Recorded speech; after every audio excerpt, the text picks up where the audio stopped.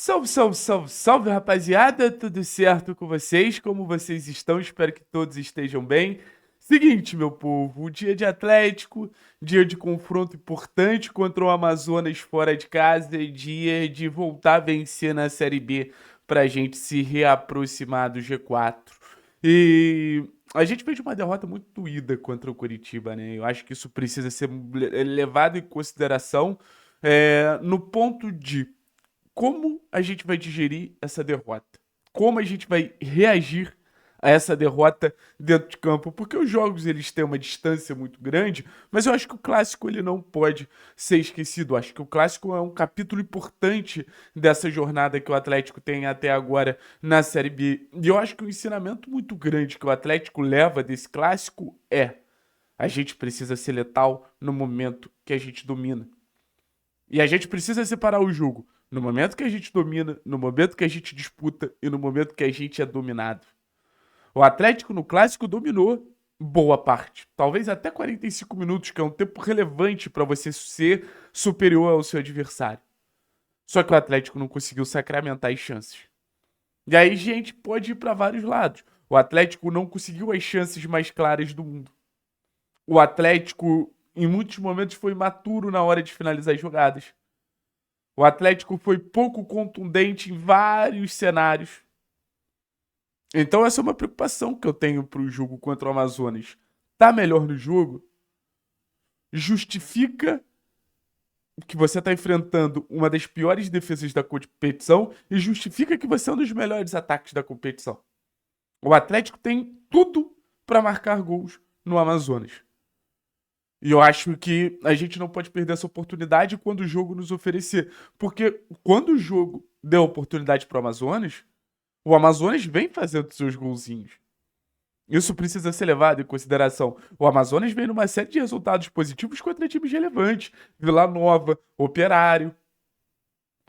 Então erra quem subestima o Amazonas. E digo mais, o Amazonas é um adversário muito perigoso para o Atlético a partir da opção que ele escolhe jogar. Que é muito jogo pelos lados, muitos cruzamentos na área, muitas bolas o tempo inteiro cruzando ali o gol do adversário. E a gente sabe, o Atlético é um dos piores times em jogo aéreo defensivo na competição. O próprio Mikael é um goleiro que tem muita dificuldade nesse sentido. Então o Atlético ele tem que ficar muito atento para que esses cruzamentos eles não gerem um perigo maior do que devem gerar.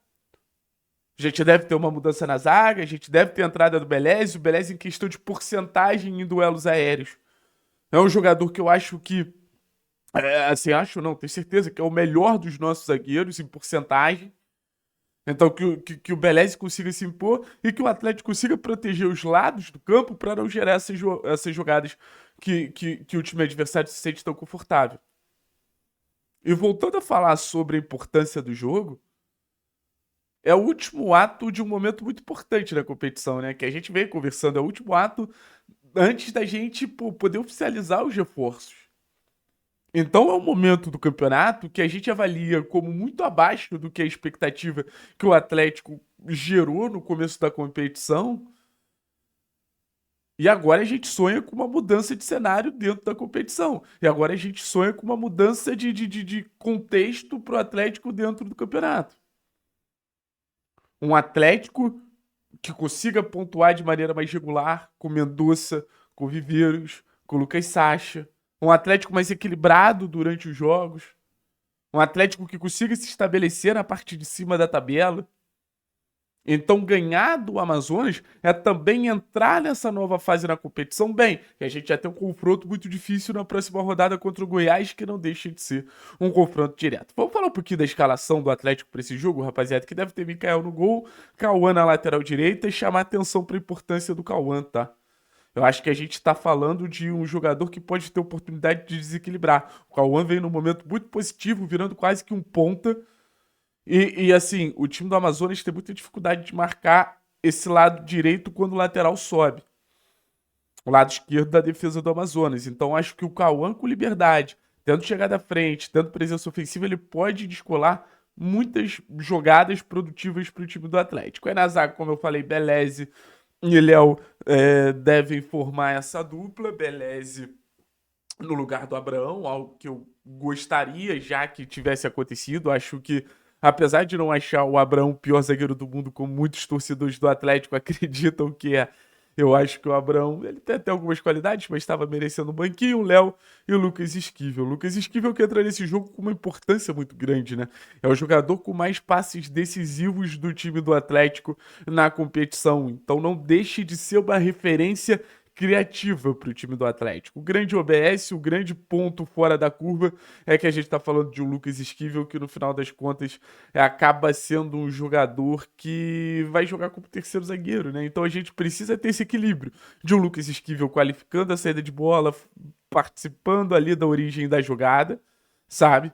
E um Lucas Esquivel com mais chegada à frente, um Lucas Esquivel com mais presença ofensiva, um Lucas Esquivel com mais capacidade de desequilibrar, como ele vem fazendo, né? As últimas 2 vitórias do Atlético recentemente tiveram essa digital do Lucas Esquivel, então espero que continue colaborando e colaborando bastante pro Atlético. Aí no meio campo você deve ter a entrada do Raul, até onde eu sei, deve ser uma das últimas oportunidades para o Odair entender se o Raul vai ficar ou se o Raul não fica. Porque se o Raul não for bem, ele deve ser negociado. Times da Série A têm interesse no Raul e o Atlético tem uma série de volantes em pauta, podemos dizer assim. O Atlético tem uma série de ambições ali com os volantes. Então, é um jogo muito importante para o Raul entender se vai continuar, se não vai continuar. Deve ter o Filipinho do lado dele. Mais à frente, Bruno Zapelli e Patrick. Eu tô muito curioso para saber como vai ser a partida do Zapelli, né? Eu acho que a gente já tá num climinha de. Cara, o Zapelli não deu certo. Apesar dos números provarem o contrário, apesar de se você pegar a média por minutagem de chance criada na Série B, ele é compatível ao Josué, ao Danielzinho do CRB, que são os jogadores com mais chances criadas na competição, e o Zapelli tem um número menor até pela minutagem que disputou, mas assim, é um jogo muito importante pro Zapelli mostrar que pode ser uma peça titular. Não pro Odair, porque eu acho que o Odair reconhece a capacidade técnica do Zapelli, a capacidade entre linha do Zapelli, mas mostrar pro torcedor.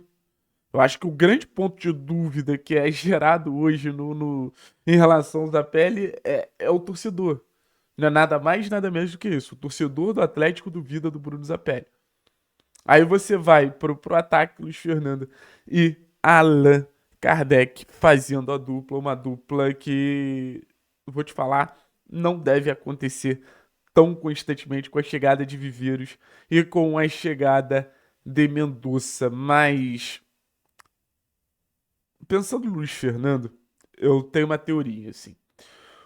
O time do Amazonas é um dos times que menos fica com a bola, um dos times que menos troca passes no campeonato. É cerca de 45% de média de posse de bola do Amazonas ao longo da competição. E o que que isso significa? Isso significa que a bola vai ficar mais com o Atlético. Em jogos que o Atlético tem mais a bola, eu gosto de um movimento que é o Luiz Fernando flutuando e o centroavante prendendo 1, 2 zagueiros. Então, se a gente conseguir fazer com que essa segunda bola chegue no Luiz Fernando, eu acho que ele vai poder entrar naturalmente numa condição de finalização muito constante.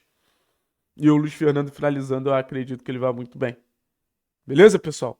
É isso. Daqui a pouco a gente tem live do jogo. Não se esqueçam, até lá. Muito conteúdo pra vocês. Tamo junto.